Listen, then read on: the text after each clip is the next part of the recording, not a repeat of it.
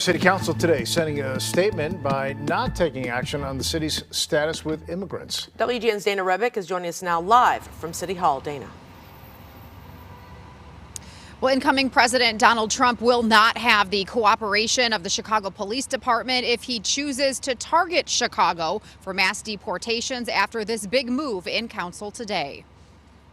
The fear that has found its way in the city of Chicago because of the threats that are coming from the incoming administration, the people of Chicago can rest assured that the full force of government will do everything in its power to protect the residents of this city. An ordinance that would have allowed Chicago police officers to work with federal immigration agents blocked by City Council. If you want to avoid collateral captures, if you want to protect those who are here and abiding by the law, the best way to do that is to turn over those that the Trump administration are looking for, those who engage in criminal behavior. The amendments to Chicago's Welcoming City Ordinance proposed by Alderman Ray Lopez and Silvana Tabares shot down from consideration in a 39-11 vote.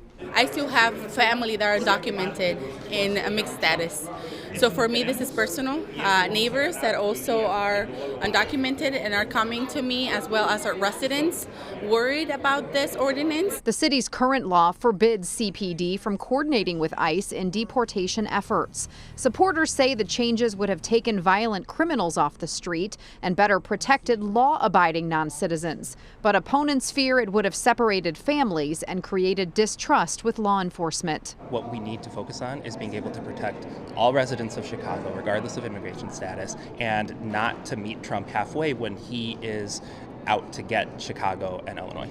Incoming President Donald Trump and his border czar, Tom Homan, have warned they will enforce mass deportations, naming Chicago as a top focus. Those conversations have been ongoing for some time now.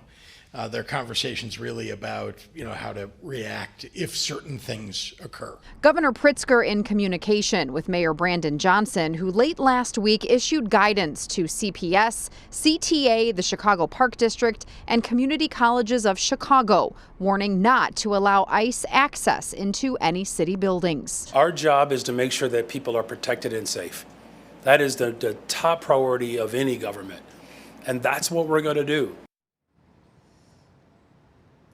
Also in City Council today on the agenda, an effort to lower the speed limit citywide to 25 miles per hour. That was not voted on, pushed back to a future date. There were also $35 million in police misconduct settlements approved.